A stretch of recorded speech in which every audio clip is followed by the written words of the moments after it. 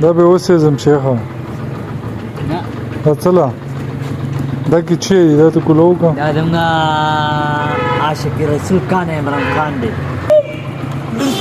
دی که نه دغه که دا څه شی دی ته وښایه خو دا یې چېرته ایښی ته دا زه سهار کې ځان سره کور ته وړم دلته یې وړم ماښام کې ځان سره کور ته وړم دې کې څه فایده ده دا زموږ خان صاحب دی خو لکه تصویر باندې څه کېږي بس خپله مینه پرې ماته خو څه کار کوې سروس کار کوي دا وختي یې څه وی چې ما چې شروع کړي ما والا ختمونه چالو کړی قرآن شریف په روژه کې په خپله یې کوې که